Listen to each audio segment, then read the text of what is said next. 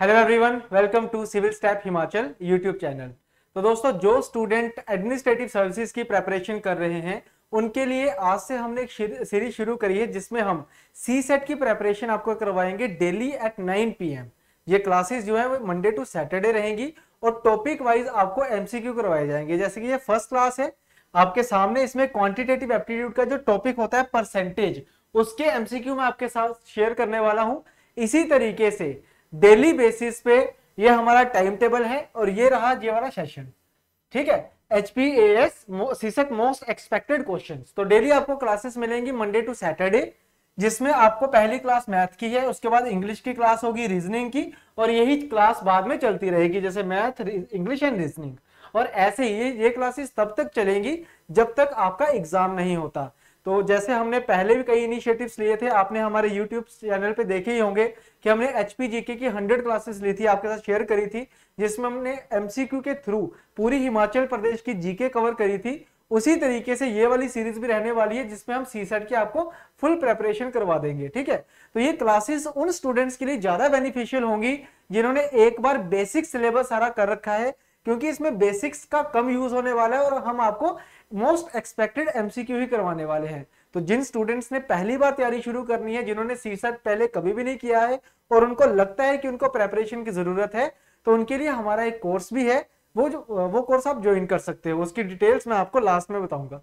तो चलिए दोस्तों, शुरू करते हैं आज की क्लास। तो पहला क्वेश्चन देखिए आपकी स्क्रीन के ऊपर है। टॉपिक जो होगा वो परसेंटेज होने वाला है और जो भी मोस्ट एक्सपेक्टेड क्वेश्चंस है, जितने भी मैंने पेपर देखे हैं, तो टॉपिक वाइज जो जो इंपॉर्टेंट क्वेश्चंस होंगे वो आपके साथ में शेयर करने वाला हूं।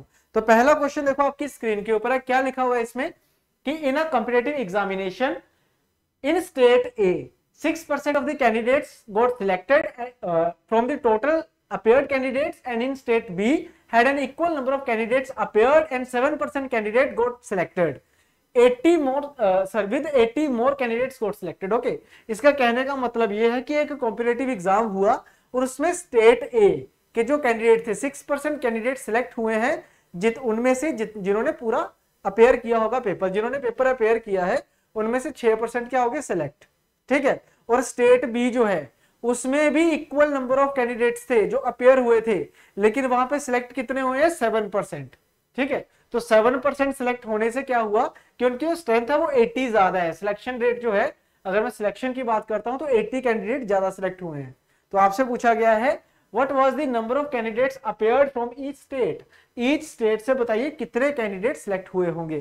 तो बेटा इस क्वेश्चन का आंसर कैसे निकालना है, ध्यान से समझना आप सभी ने।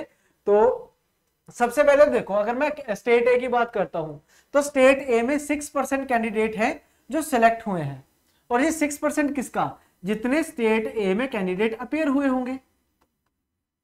ठीक है, जितने स्टेट ए में कैंडिडेट अपेयर हुए होंगे। उसके बाद उसने क्या बोला है कि भाई state be had equal number of candidates appeared, कि स्टेट बी और स्टेट ए के जो कैंडिडेट अपेयर्ड हैं वो क्या है, बराबर हैं, ये उसने बोल दिया।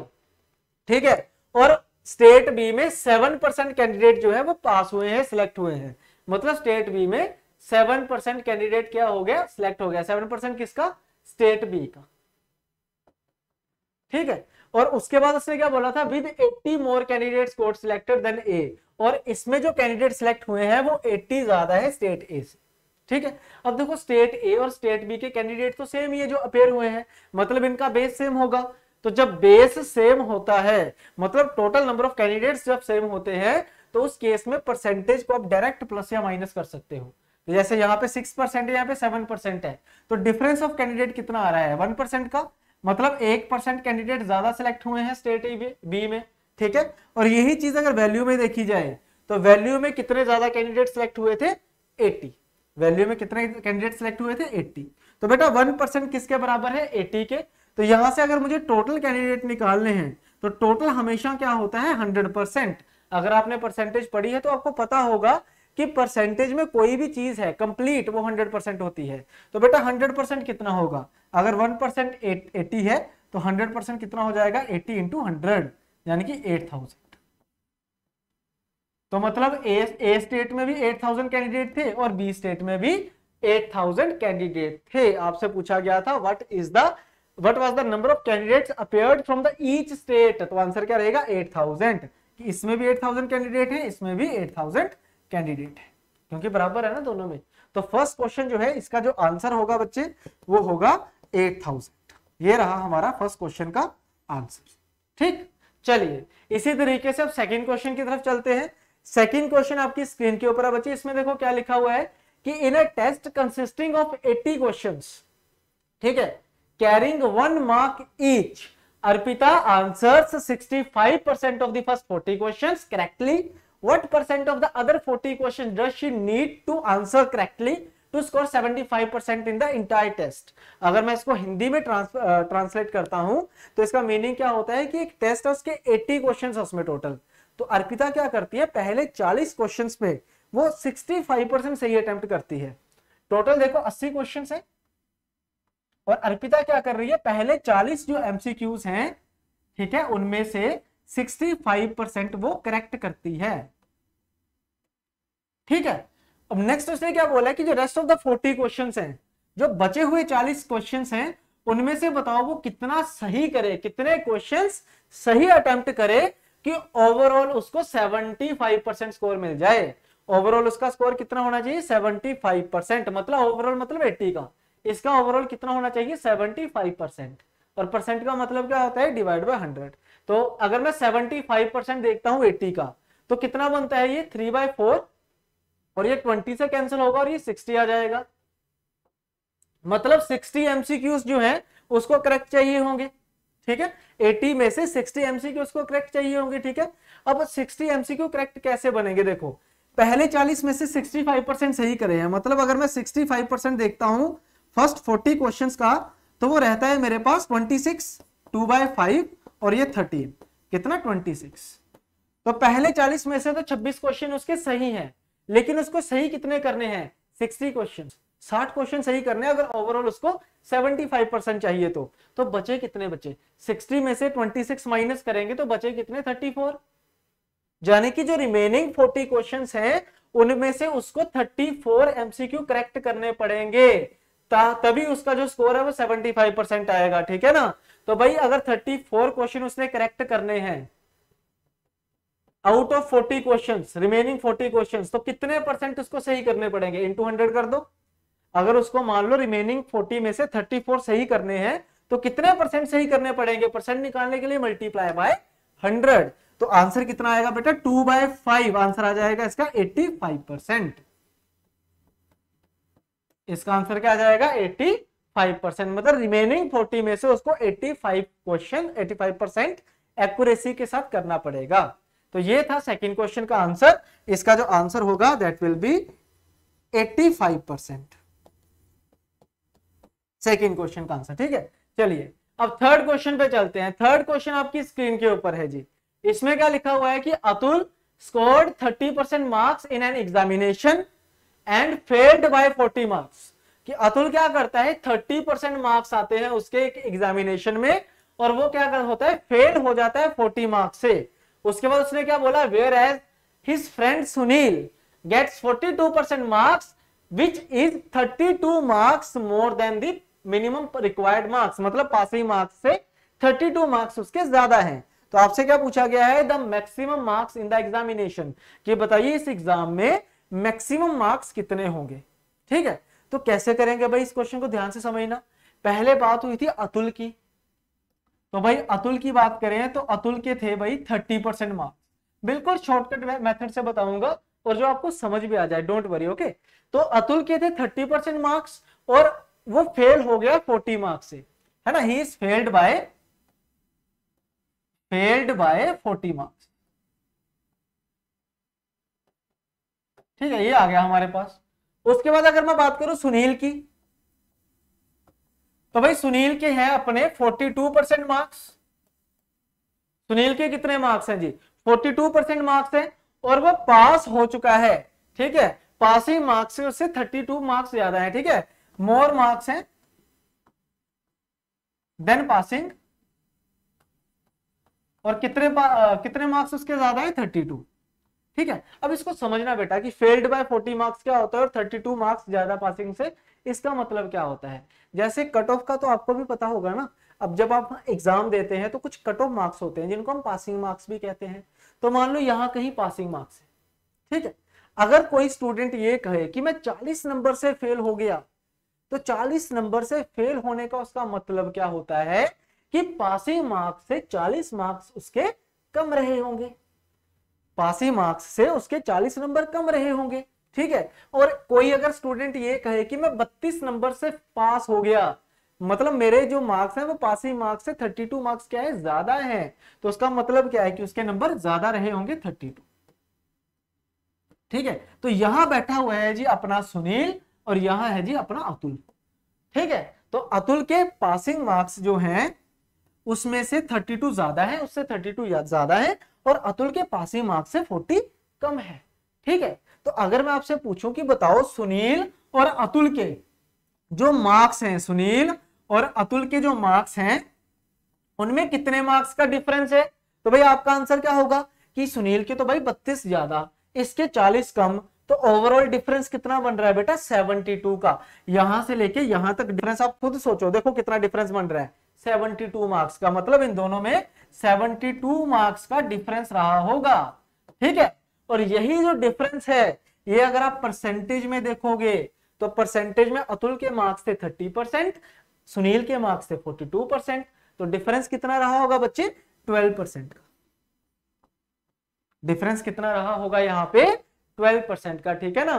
तो अगर 12% हमारे पास 72 मार्क्स को रिप्रेजेंट करता है तो यहाँ पे 1% की वैल्यू क्या आएगी जी 72/12 यानी कि 6 मार्क्स, ठीक है। 1% किसके बराबर हो जाएगा 6 मार्क्स के बराबर हो जाएगा। अब हम सभी जानते हैं कि टोटल मार्क्स जो होते हैं वो हमेशा क्या होते हैं 100%, तो यहां से 100% की वैल्यू क्या आ जाएगी, मल्टीप्लाई बाय 100 कर दो बेटा, आंसर आएगा 600 मार्क्स, आंसर क्या आ जाएगा 600 मार्क्स। और इस क्वेश्चन का जो आंसर होगा it will be 600 marks. I hope ये वाला क्वेश्चन भी आप सभी को समझ आ गया होगा, ये वाला क्वेश्चन भी आप सभी को समझ आ गया होगा, ठीक है ना। तीसरा क्वेश्चन था। चलिए अब नेक्स्ट क्वेश्चन की तरफ चलते हैं, ठीक है। मैं इसी तरीके से कराऊंगा कि लगभग हर एक टाइप हम टच कर जाएं एक बार, ठीक है ना। चलिए नेक्स्ट क्वेश्चन देखो जी। अब ये वाला बेटा जो क्वेश्चन है ना ये वेन डायग्राम का क्वेश्चन है, और वेन डायग्राम फेवरेट टॉपिक होता है एग्जामिनर का, हमेशा क्वेश्चन पूछे जाते हैं इससे, ठीक है। क्या लिखा हुआ है कि in an examination 78% candidate passed in English, 67% passed in mathematics and 10% failed in English and mathematics, ठीक है। अब एक चीज समझना बेटा, टोटल तो 100% स्टूडेंट ही होंगे, ठीक है। अब 78% पास हो गए इंग्लिश में, 67% हो गए मैथमेटिक्स में, अगर मैं इनका सम करता हूं तो ये तो 100 एक्सीड करके है ना, ये तो 100% से ज्यादा हो गए। तो अगर ये 100% से ज्यादा हो रहे हैं तो इसका मतलब क्या है कि कुछ स्टूडेंट ऐसे होंगे जो इंग्लिश में भी पास हुए होंगे और मैथ में भी पास हुए होंगे, है ना, यानी कि ओवरलैपिंग हो रही है। तो जहां कहीं भी ओवरलैपिंग हो बेटा वहां पे हमेशा ही वेन डायग्राम का यूज होता है, और वेन डायग्राम ऐसे बनती है देखो, ठीक है। ये होता है ओवरलैपिंग कॉन्सेप्ट, ये अपने सिलोगिज्म एक टॉपिक होता है रीजनिंग में सिलोगिज्म, जब वो पढ़ोगे वहां पे आपको आएगा। या फिर अगर आपने +1 +2 में नॉन मेडिकल करा है, मैथ था आपके पास, तो वहां पे सेट थ्योरी पढ़ी होगी आपने, इंटरसेक्शन यूनियन वो वाला केस है ये, ठीक है। तो ये मान लो इंग्लिश को रिप्रेजेंट करता है और ये मान लेते हैं हम मैथ को रिप्रेजेंट करता है। आपको बोला गया है कि इंग्लिश जो है वो 78% पास हुए हैं, तो इंग्लिश का पूरा सर्कल 78% को पास रिप्रेजेंट करता है, ठीक है। मैथ में 67% पास हुए हैं, तो मैथ कहां आएगा 67%, यहां पूरा सर्कल 67% के बराबर है, ठीक है, जो पास हुए हैं। अब उसने कहा है कि 10% failed in English and mathematics. अब देखो बेटा जो वेन डायग्राम है ये पास स्टूडेंट्स की है, जो फेल हो चुके हैं उनके लिए कोई भी जगह नहीं है यहाँ पे। तो यहाँ लिखा हुआ था कि 10% failed in English and mathematics, तो देखो जो टोटल 100% स्टूडेंट रहे होंगे उसमें से 10% जो फेल हुए उनको बाहर निकाल दो, यानी कि टोटल पास्ड स्टूडेंट कितने हैं 90%, टोटल पास्ड स्टूडेंट कितने हैं 90%, ठीक है। लेकिन अगर यहां पे हम देखें तो इंग्लिश में 78% पास हुए, मैथ में 67% पास हुए, तो टोटल पास कितने हो गए, अगर मैं इनको ऐड करता हूं तो टोटल पास कितने हुए हैं बेटा 145%, टोटल पास कितने हो रहे हैं 145%, बट एक्चुअल में पास कितने हैं 90% है। तो ये जो एक्स्ट्रा मेरे पास आ रहा है 50%, 55%, ये जो एक्स्ट्रा 50% मेरे पास आया है, ये 55% वो स्टूडेंट होंगे जो इन दोनों में पास हुए होंगे। ये 55% वो स्टूडेंट रहे होंगे जो दोनों में ही पास हुए होंगे, ठीक है ना। ये देखो, अब अगर मान लो पूरा सर्कल 78 है तो 55 ये हो गया, तो 78 में से 55 माइनस कर दो, बचा कितना 23%, है ना। अब ये देखो पूरा 78 हो गया। ऐसे ही इस पूरा सर्कल की वैल्यू अगर 67 है, 55 यहाँ आ गया, यहाँ कितना बचेगा 12%, 67 माइनस 55 12। अब इनको अगर आप ऐड करते हो ना तो इट बिकम्स 90%। इन तीनों को अगर ऐड करते हो तो इट बिकम्स 90% जो पास स्टूडेंट्स हैं। तो आपसे क्या पूछा गया था कि find the percentage of those who passed in both subject, तो दोनों में कितने पास हुए हैं 55%। तो इस क्वेश्चन का जो बेटा आंसर होगा इट विल बी 55%, ठीक है। आई नो थोड़ा सा टेक्निकल सब टॉपिक है ये, अगर बेसिक पढ़ा होगा तो फिर तो बहुत इजी लगेगा आपको, अदरवाइज मे भी समझने में दिक्कत आ सकती है, बट इसकी प्रैक्टिस करोगे तो बहुत इजीली आप कर सकते हो इनको, ठीक है। चलिए अब नेक्स्ट क्वेश्चन की तरफ बढ़ते हैं। नेक्स्ट क्वेश्चन है क्वेश्चन नंबर 5, आपकी स्क्रीन के ऊपर है। अब इसमें क्या लिखा हुआ है कि in an examination in which full marks were 2500, total marks है 2500, ठीक है। फिर उसने क्या बोला है कि ए गोट 10% लेस देन बी, ए के जो नंबर आए हैं वो बी से 10% क्या है कम है। अब बेटा 10% कम होने का मतलब क्या है, बड़ा आसानी से समझाऊंगा आपको। 10% कम होने का मतलब क्या है कि अगर बी के 100 है तो ए के 90 हो गए, 10% कम हो गए। 10% मतलब 100 में से 10 कम, है ना। तो अगर बी के 100 है तो ए के कितने होंगे 90 हो गए। तो अगर मैं यहाँ पे रेशो बनाता हूं बेटा, रेशो क्या बनेगी 9:10, मतलब ए और बी के मार्क्स का जो रेशो होगा वो 9:10 होगा। यहां तक क्लियर हो गया होगा, ठीक है। उसी तरीके से नेक्स्ट क्या लिखा हुआ है कि बी गॉट 25% लेस देन सी, कि बी के जो मार्क्स आए हैं वो 25% कम है सी से, ठीक है। 25% कम होने का मतलब क्या है कि अगर बी के सी के 100 होंगे तो बी के 25 कम यानी कि 75 होंगे, है ना। 25% कम का मतलब क्या होता है कि अगर सी के 100 मार्क्स रहे होंगे तो बी के 25% कम यानी कि 75 रहे होंगे। तो बेटा रेशो क्या बनेगी 3:4, यानी कि बी और सी में रेशो क्या आएगा हमारे पास 3:4, ठीक है। नेक्स्ट उसने क्या बोल दिया है कि भाई सी गोट 20% लेस देन डी, सी के पास डी से 20% कम नंबर हैं। सी के जो नंबर हैं वो डी से 20% कम है, मतलब अगर डी के 100 मार्क्स हैं तो सी के क्या होंगे 80, ठीक है। तो यहाँ पे बेटा रेशो क्या बन जाएगी ये 4:5, कैंसिल आउट करो 4:5, तो सी और डी का रेशो क्या बनेगा 4:5, ठीक है। अब सबसे इंपॉर्टेंट कॉन्सेप्ट जो मैं आपको पढ़ाने वाला हूं यहाँ पे कि ये जो 3 अलग अलग रेशोज हैं इनको कंबाइन कैसे करना है, अब है ना, इनको कंबाइन कैसे करना है। तो मैं यूट्यूब पे एक आधी क्लास ऐसे भी लेके आऊंगा जिसमें मैं आपको बेसिक चीजें सारी बताऊंगा। अभी क्वेश्चन पे जितना यूज हो सकता है वो कर लेते हैं। जैसे देखो यहाँ पे सी की वैल्यू 4 है, यहाँ पे सी की वैल्यू 4 है, तो जहां पे वैल्यू सेम रहेंगी उन चीजों को तो कंबाइन करना बहुत आसान होता है। जैसे बी सी डी कितना बन जाएगा, दोनों रेशो कंबाइन कैसे हो जाएगी 3:4:5, ठीक है। बट अगर इस रेशो को अब अगर इसके साथ कंपेयर करना है, इसके साथ अगर कंबाइन करना है, तो जहां पे बेटा b कितना है 10 है, यहाँ पे b कितना है 3, तो मुझे इसको भी सेम करना पड़ेगा, ठीक है। मुझे इस 10 को और 3 को क्या करना पड़ेगा सेम। तो सेम कैसे करूंगा, इस रेशो को 10 से मल्टीप्लाई कर दो, इस रेशो को 3 से मल्टीप्लाई कर दो, 3 इधर मल्टीप्लाई 10 इधर मल्टीप्लाई, तो देखो 30 हो गया ना। तो अब देखो जो रेशो बनेगी ना ये बनेगी a ratio b ratio c ratio d, तो 3 से मल्टीप्लाई होगा तो 27:30, 3 से 10 से मल्टीप्लाई होगा तो 10 × 3 30 यहां लिखा हुआ है, 10 × 4 40 यहां लिखा हुआ है, एंड 10 × 5 50 यहां लिखा हुआ है। तो ये रेशो बनेगी बेटा हमारे पास। आई होप आपको समझ आ गया होगा, ठीक है। अब आपको क्या बोला गया है कि भाई ए के मार्क्स कितने हैं जी 540, ए के कितने नंबर है 540 है, मतलब रेशो में ये जो 27 है ना ये वैल्यू में कितना है मार्क्स के किसके बराबर है 540 का। आप चाहो तो इसको xx मान लो कि 27x की वैल्यू कितनी है हमारे पास 540 है, आप चाहो तो xx मान लो, ये लो आपके लिए आसानी रहेगी, नहीं भी मानोगे कोई फर्क नहीं पड़ेगा कि 27x की वैल्यू कितनी है 540, यहाँ पे x की वैल्यू क्या निकल आएगी 20 क्योंकि कैंसिल हो जाएगा 20 से, ठीक है। और आपसे पूछा गया है कि what percent of full marks obtained by D, D के कितने परसेंट मार्क्स रहे होंगे, तो डी के बेटा 50% मार्क्स हैं, सॉरी 50x मार्क्स हैं, तो 50x कितना रहा होगा 20 इंटू 50 यानी कि 1000। बट ये आंसर नहीं है, ये आंसर नहीं है, आपसे पूछा गया है कि डी के कितने परसेंट मार्क्स आए हुए हैं। तो बेटा डी की अगर हम बात करें तो डी के 1000 मार्क्स हैं आउट ऑफ 2500, टोटल कितने 2500, तो परसेंट में कितने होंगे, मल्टीप्लाई बाय 100 कर दो, 20 से 20 कैंसिल, 25 चौके 400, 100, तो आंसर क्या आएगा हमारे पास 40%। ठीक है बच्चे, आंसर कितना आएगा हमारे पास 40%। तो इस पूरे क्वेश्चन का जो क्रक्स है, इसका जो आंसर है वो कितना है हमारे पास 40%। तो मैंने बेटा इस तरीके से समझाया है ताकि जिसने कभी पढ़ा भी नहीं है वो उसको भी समझ आ जाए। अदरवाइज इसको हम ऐसे करेंगे कि जिसने रेशो पढ़ी हुई है ना उसको ये फ्रैक्शन जहां तक तो वो बहुत इजीली पहुंच जाएगा, तो उसको आगे क्या करेगा वो कि 27 की वैल्यू 140 है तो इंटू 20, यहाँ भी इंटू 20, तो डी की वैल्यू आ गई 1000, तो डी का अगर 1000 है तो टोटल मार्क्स का कितने परसेंट होगा, इतना 40%, तो वो यहाँ पे करेगा, इस चीज को इतना नहीं लिखेगा वो। ठीक है, तो उसके लिए क्वेश्चन सिर्फ ये रहेगा, ये वाला हिस्सा नहीं रहेगा। आई होप आपको ये चीज भी समझ आ गई होगी। ठीक है, चलिए अब हम चलते हैं नेक्स्ट क्वेश्चन की तरफ। नेक्स्ट क्वेश्चन देखो, क्वेश्चन नंबर 6 है जो आपकी स्क्रीन के ऊपर है।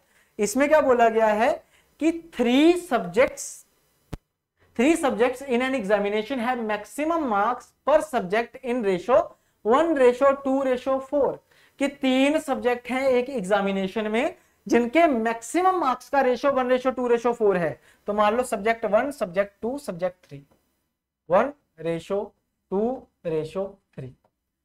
ठीक है, नेक्स्ट देखो क्या लिखा हुआ है, a student obtained 40% in first subject, पहले सब्जेक्ट से 40% स्कोर किया उसने, सेकंड सब्जेक्ट में 50% स्कोर किया है, तीसरे सब्जेक्ट में उसने 60% स्कोर किया है। तो आपसे पूछा गया है then what percentage did he score overall, कि तो बताइए ओवरऑल उसने कितना स्कोर किया होगा। तो बेटा जब भी कभी ऐसे क्वेश्चन आए, अब यहाँ पे आपको मार्क्स गिवन नहीं है, ध्यान से समझना इसमें, यहाँ पे आपको मार्क्स गिवन नहीं है, परसेंटेज गिवन है बस, और परसेंटेज ही पूछी हुई है। मतलब आपके पास एक फ्री हैंड है कि आप मार्क्स को कुछ भी अज्यूम कर सकते हो अकॉर्डिंग टू योर कन्वीनियंस। जैसे यहाँ पे 1:2:4 है, मैं टोटल मार्क्स इसके 100 मान लेता हूँ, इसके 200, इसके 300 रहेंगे, तो 1:2:3 में ही है ना। मैंने 100, 200, 300 मान लिया। अब मैंने ये क्यों माना है, ताकि कैलकुलेशन आसान हो जाए, क्योंकि 40% मार्क्स 100 के 40 होते हैं, 50% मार्क्स 200 के कितने हो जाएंगे 100, और 60% 300 का देखोगे तो कितना आएगा 180। 60% ऑफ 300 करा मैंने, ठीक है, कितना आ गया 180। तो ये रहे बेटा ऑब्टेन्ड मार्क्स, कितने हैं ऑब्टेन्ड मार्क्स, ऐड करेंगे तो 320 आएंगे। ठीक है, ये देखो 180 प्लस 280, 280 प्लस 40 320, ऑब्टेन्ड मार्क्स कितने आ जाएंगे 320। बट हमें क्या निकालनी है, परसेंटेज ऑफ मार्क्स। तो परसेंटेज ऑफ मार्क्स कैसे निकलेगा, obtained marks upon total marks, और टोटल कितने हैं जी 300 प्लस 200 प्लस 100, 600 है टोटल मार्क्स। टोटल मार्क्स कितने अज्यूम करे हुए हैं हमने 600, तो डिवाइड बाय 600 मल्टीप्लाई बाय 100, ऐसे निकालते हैं ना। तो बस अब इनको करेंगे सोल्व, 2 0 कैंसिल, हाँ जी 1 6 0 और यहाँ पे 3, ठीक है, और यहाँ पे कितने मार्क्स आ जाएंगे 53.3%। ये इस क्वेश्चन का क्या रहेगा, आंसर रहेगा। बड़े आसानी से निकाला है मैंने, और कोई भी ज्यादा कंसेप्ट यूज नहीं किए हैं। ठीक है, तो इस क्वेश्चन का जो आंसर होगा बच्चे वो कितना रहेगा 53.33% कर लो, एक 3 और लगा लो, है ना, क्योंकि 2 डिजिट तक आंसर होता है हमेशा। 53.33%। अगर आप में से कोई स्टूडेंट इसका आंसर 53 1/3% भी देगा तो वो ज्यादा अच्छा रहेगा, क्योंकि ज्यादातर आंसर जो होते हैं ना वो फ्रैक्शन में होते हैं। तो इसको भी जब आप सोल्व करोगे तो इट बिकम्स 53 1/3% और 53.33%। ओके, तो ये था हमारे पास क्वेश्चन नंबर 6। चलिए अब हम नेक्स्ट क्वेश्चन की तरफ चलते हैं। नेक्स्ट क्वेश्चन देखिए आपकी स्क्रीन के ऊपर है। इसमें क्या बोला गया है कि a trader hired a sales person on a condition that he will pay 12% commission on the total sale and 3% bonus on the sale above 9,000. On a particular day, salesperson was paid rupees 1980. Find the total sale of that day. अब ऐसे question आपने काफी previous year में already देखे भी होंगे। ठीक है, आपको क्या बोला है कि एक ट्रेडर है, वो एक पर्सन को हायर करता है और उसको क्या बोलता है कि भाई अगर 9,000 तक सेल करोगे तो 12% कमीशन, अगर 9,000 से ज्यादा सेल करोगे तो जो ज्यादा वाली अमाउंट है उसमें 3% बोनस भी, मतलब टोटल 15%। ठीक है कि 9,000 तक तुम्हें मिलेंगे 12% कमीशन, और 9,000 के बाद जितनी सेल होगी उसमें मिलेंगे तुम्हें 15%, 3% बोनस, 12% कमीशन। तो आपसे पूछा गया है कि किसी एक दिन उस बंदे को अगर 1980 रुपए दिए गए हैं तो बताइए उसने कितना सेल किया होगा। अगर उसको 1980 रुपीज मिले हैं किसी पर्टिकुलर डे पे तो उसकी सेल कितनी रही होगी। तो करने का एक सिंपल सा तरीका बच्चे ध्यान से समझना कि देखो पहले तो ये मान के चलो कि अगर उसने 9,000 रुपए की सेल करी होती, मैं यहाँ पे सेल लिख रहा हूं ठीक है इसकी, अगर उसने 9,000 रुपए की सेल करी होती तो उसके अकॉर्डिंग उसको 12% कमीशन मिलनी थी। ठीक है, और 12% कमीशन के हिसाब से उसके पास कितने पैसे आने थे, 1,080 रुपए। 20 से 20 कैंसल, 12 गुना 9 108 और 0 है ना। अगर वो 9,000 रुपए की सेल करता बेटा तो 1,080 रुपए उसकी कमीशन होती। ठीक है, बट उसको कमीशन कितनी मिली है, 1980 रुपए। उसको कमीशन कितनी मिली है, 1980, मतलब 1,000 रुपए 900 रुपए एक्स्ट्रा मिले हैं, 900 रुपीज उसको एक्स्ट्रा मिले हैं। अब ये एक्स्ट्रा रुपीस उसको मिले क्यों है, क्योंकि उसने एक्स्ट्रा सेल करी होगी, ऑब्वियसली है ना, 9,000 से ज्यादा सेल करी होगी इसलिए 900 रुपए एक्स्ट्रा मिले हैं। बट 9,000 से ज्यादा जब वो सेल करता है तो उसको फिर बोनस भी मिलता है। कमीशन तो मिलती ही मिलती है 12%, 3% उसको बोनस भी मिलता है। तो टोटल कितना हो गया भाई, 15% है ना। यानी कि अब उसको कमीशन क्या मिलेगी, 15% मिलेगी। 15% ऑफ सेल, जितनी वो सेल करेगा उसका 15% उसको क्या मिलेगा, बोनस मिलेगा आफ्टर 9,000। ठीक है, तो भाई देखो जी ये जो 15% है सेल का वो उसको कितना मिला है, 900 रुपीज मिला है। तो अगर आपसे कोई पूछे कि सेल कितनी हुई होगी तो भाई 15% क्या होता है, 1500 into sale is equal to 900। तो सेल कितनी हुई होगी भाई उस पर्टिकुलर डे में, 900 इंटू 100 अपॉन 15, 15 गुना 6 होता है 90, यानी कि 6,000। यानी कि 9,000 तक तो उसको मिले थे 1,080 रुपए। तो बाकी के जो 900 उसको एक्स्ट्रा मिले थे वो किस चीज के मिले थे, कि उसने 9,000 से 6,000 ज्यादा भी सेल करी थी। उसने उस पर्टिकुलर डे में कितनी सेल करी होगी, 15,000 रुपए। मतलब क्या हुआ कि 15,000 की टोटल सेल हुई है, पहले 9,000 पे तो 12% यानी कि 1,080 रुपए मिल गए, और बचा हुआ जो 6,000 रुपए था उस पे उसको 15% कमीशन मिली। तो 6,000 का 15% कितना होता है, 900। ठीक है, तो टोटल 1980 रुपए दिए गए उसको। ठीक है, तो आपसे क्या पूछा था, find the total sale on that particular day. तो टोटल सेल इस क्वेश्चन का जो आंसर होगा बेटा वो कितना रहने वाला है, 15,000। जो टोटल सेल होगी वो कितनी होगी, 15,000 होगी। आई होप आपको ये चीज सबको समझ आ गई होगी। क्लियर हुआ सभी को, ये कोई डाउट तो नहीं है ना किसी को इसके रिगार्डिंग, है ना, बिल्कुल अच्छा क्वेश्चन। चलिए अब नेक्स्ट देखो, नेक्स्ट क्वेश्चन देखो बच्चे आपकी स्क्रीन के ऊपर है। इसमें क्या लिखा हुआ है कि in an election 20% of the voters could not cast their votes, out of the total cast votes 3200 becomes invalid, 70% of the votes valid secured by A and remaining votes secured by B. A wins the election by 14,720 votes. Find the total number of votes. अब देखने में बहुत लंबा चौड़ा question लग रहा है, इसको थोड़ा सा मैथमेटिकल फॉर्म में लेके आते हैं, थोड़ा सा इसको करते हैं छोटा, है ना। तो क्या बोला उसने कि कोई एक इलेक्शन हुआ जिसमें कुछ टोटल वोट रहे होंगे, अब उसमें से 20% लोगों ने वोट नहीं दिया तो माइनस हो गया होगा। ठीक है, तो यहां आ गया वोट पोल्ड। ठीक है, उसके बाद उसने क्या बोला है कि भाई 3200 वोट्स जो थे वो इनवैलिड हो गए। अब जिन्होंने वोट दिया ना उनमें से 3200 और माइनस कर लो, ये इनवैलिड वोटर्स हैं जिन्होंने 2 बार बटन दबा दिया।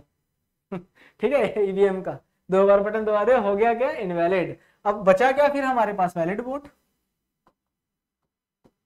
अब इस वैलिड वोट्स में से इसको बेस मान लो, पिछले को सारे को छोड़ दो। ठीक है, इस वैलिड वोट्स का 70% मिलता है एक कैंडिडेट को और दूसरे को कितना मिलेगा, 30%। इसने लिखा हुआ है, ये मेंशन किया हुआ है कि a obtained 70% of the total valid votes. ये जो वैलिड वोट्स थे इसका 70% ए को मिला, तो बी को कितना मिला होगा, इसका 30%।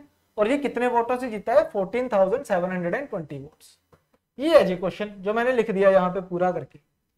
ठीक है, और आपसे पूछा गया है कि टोटल नंबर ऑफ वोट कितने रहे होंगे। आपसे क्या पूछा गया है कि टोटल नंबर ऑफ वोट्स कितने रहे होंगे। तो बेटा करना कैसे है, सिंपल देखो ना, इलेक्शन अभी हिमाचल में भी होने वाले हैं, काफी स्टेट्स में हो भी चुके हैं, पंजाब में तो अभी होके हटे हैं। तो इलेक्शंस का तो हम सबको पता ही है ना, कोई भी पर्सन कितने वोटों से जीतता है या कितने वोटों से हारता है वो किस पे डिपेंड करता है, वोट्स के मार्जिन के ऊपर। ठीक है, अगर मान लो एक कैंडिडेट 14,720 वोटों से जीता है तो इसका मतलब ये है कि ए के जो वोट्स हैं, ए को जितने वोट मिले हैं वो बी से 14,720 ज्यादा हैं। यही कहना चाह रहे हैं ना वो एग्जामिनर कि ए जो है वो इतने वोटों से जीता, मतलब इतने वोट उसके ज्यादा होंगे एज कंपेयर टू बी।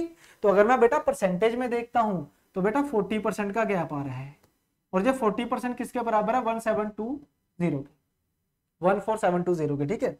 तो यहां से 1% कितना हो जाएगा, 14720 डिवाइड बाय 40, और 100% यानी कि टोटल वैलिड वोट अगर निकालने हैं, देखो वैलिड वोट का 70% ए को मिला, वैलिड वोट का 30% बी को मिला, तो टोटल वैलिड वोट कितने होंगे 100%।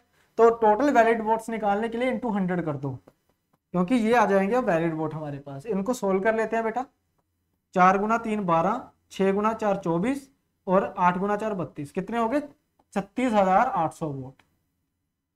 ये वोट आए हैं वैलिड, ये आंसर नहीं आया अभी, ये क्या है वैलिड वोट कितने हैं 36,800।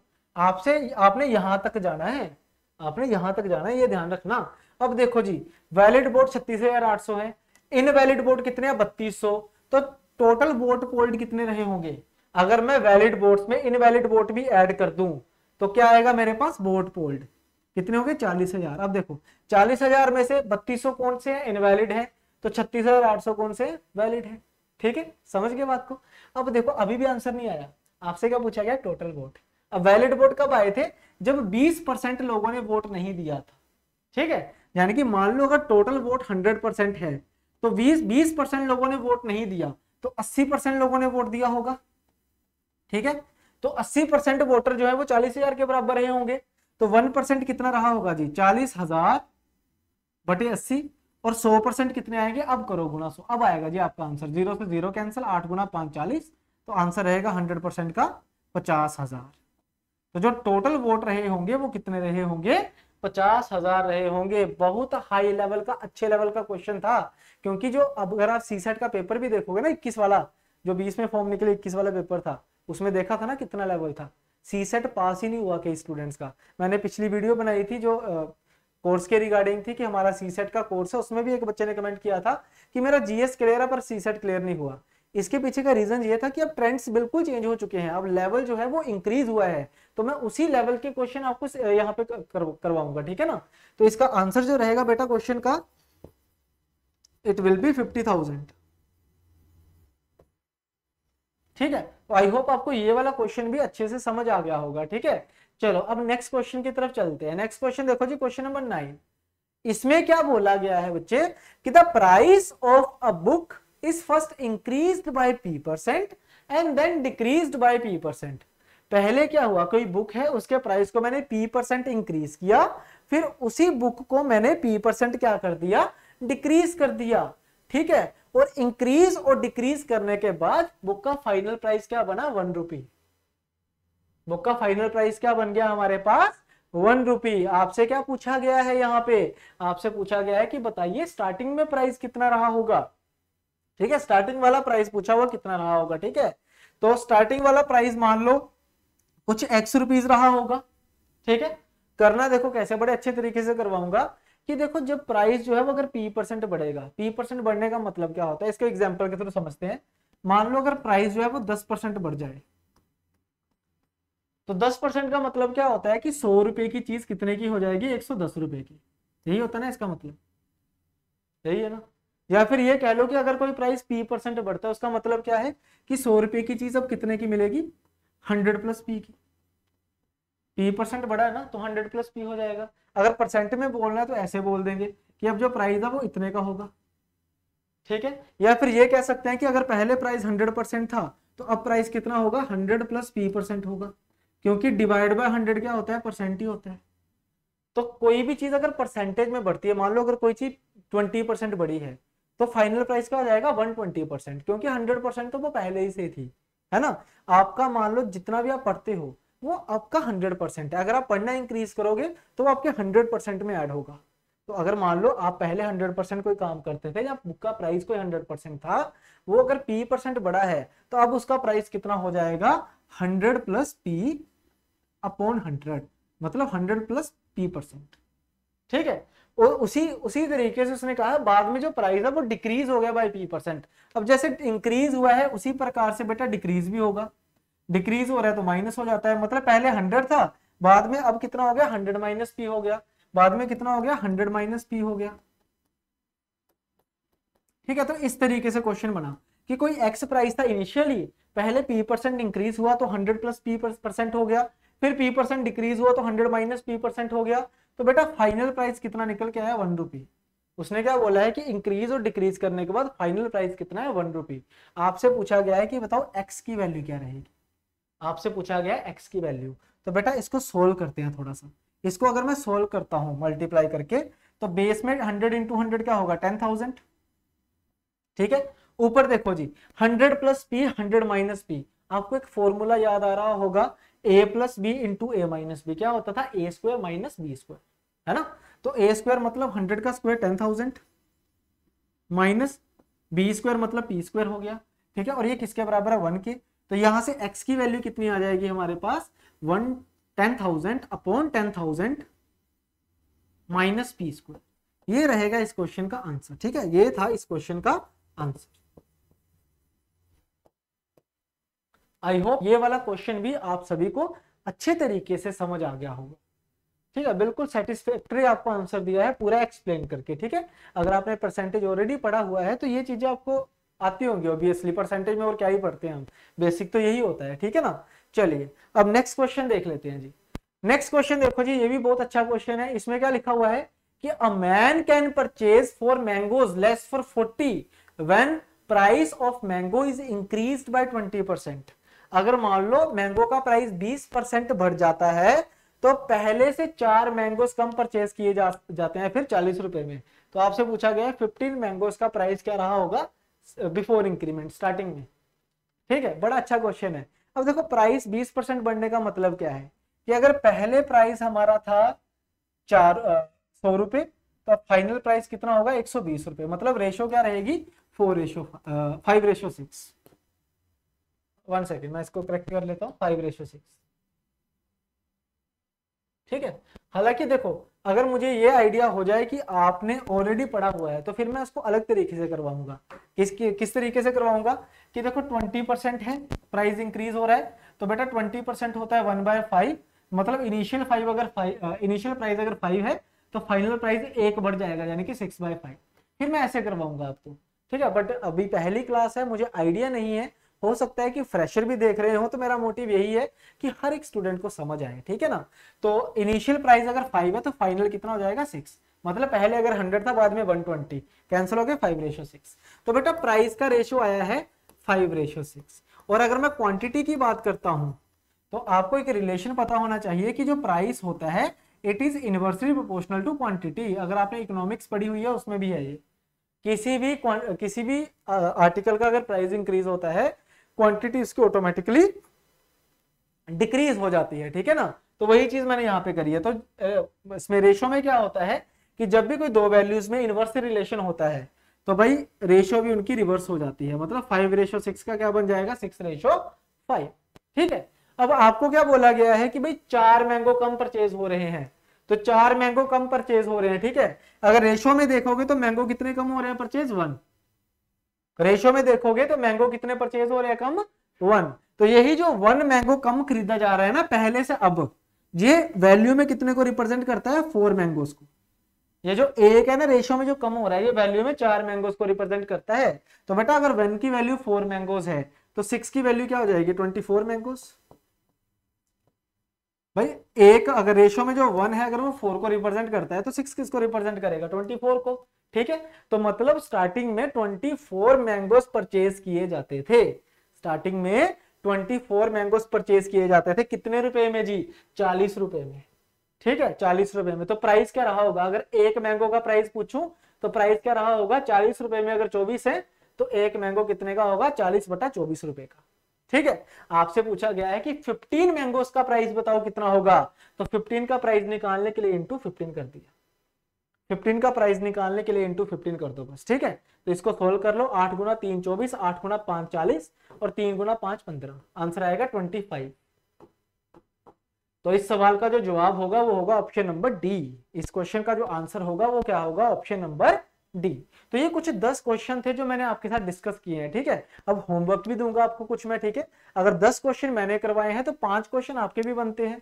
तो first question 11th, second question 12th, third question 13th, 14th and 15th।